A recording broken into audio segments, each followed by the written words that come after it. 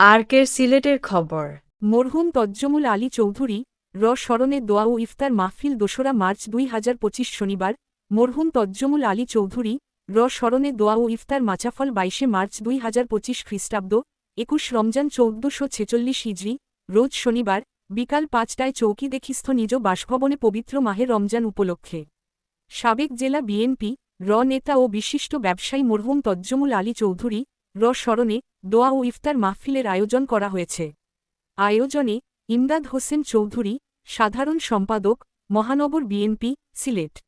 উক্ত দোয়া ও ইফতার মাহফিলে উপস্থিত চেয়ারপারসনের উপদেষ্টা খন্দকার আব্দুল মুক্তাদির, মহানগর বিএনপির ভারপ্রাপ্ত সভাপতি কয়েস লোদি, সিলেট জেলা বিএনপির সাধারণ সম্পাদক অ্যাডভোকেট এমরান আহমদ চৌধুরী, মাওলানা হাবিবুর রহমান, সিলেট মহানগর জামায়াতের আমির, সিলেট জেলা বিএনপির রাজনৈতিক নেতৃবৃন্দ, online media, print media, electric মিডিয়ার সাংবাদিক ব্যক্তিবর্গসহ আরও অনেকেই উপস্থিত ছিলেন।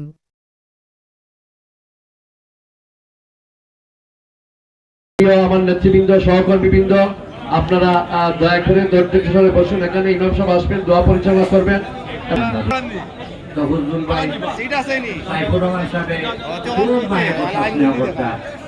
আর সম্পর্ক আদি সবচেয়ে বেশি আমার লোকে আমি কেন আমি চাচা দেখতাম।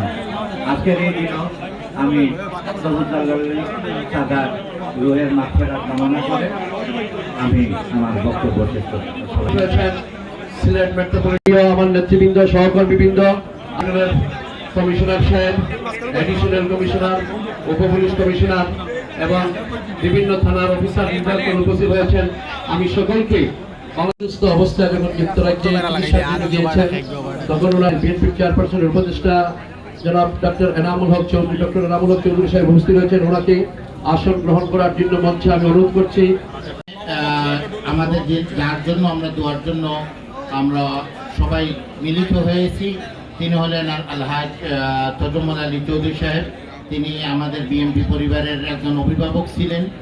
আমি ওনার প্রশংসা এবং কার্যক্রমগুলি আমি জনাব সাইফুর রহমান সাহেবের মুখ থেকে আমি শুনেছি সার্কিট হাউসে বসে একদিন। এই আল্লাহ সুবহানাহু ওয়া তাআলা তিনি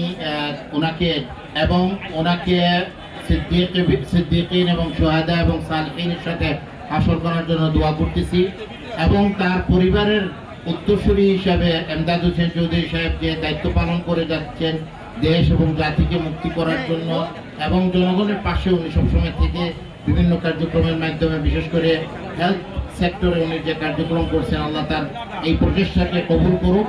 এবং আজকের যারা আমরা আপনাদের কাছে একটি আবেদন রাখতেছি, যেহেতু আমি ম্যাডামের সফরসঙ্গী হিসাবে ছিলাম মেডিকেলের, আপনারা সবাই আমাদের প্রিয় নেত্রী বেগম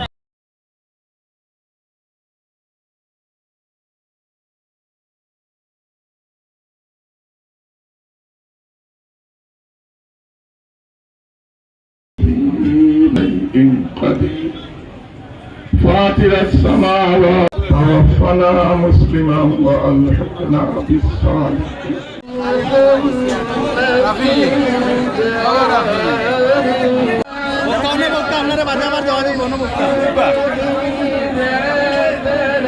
لا إله آمين يا رب العالمين। আল্লাহ পাক আমার জীবনের গুনাহ খাতা এবং আমার বাবার রুহের মুসলমান মর্দেগানকে তুই মাফ করে দাও আল্লাহ।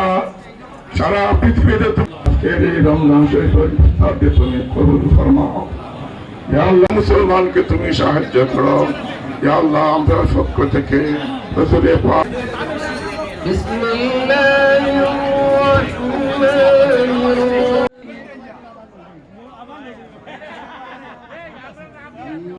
আল্লাহ পাক আমার জীবনের গুনাহ।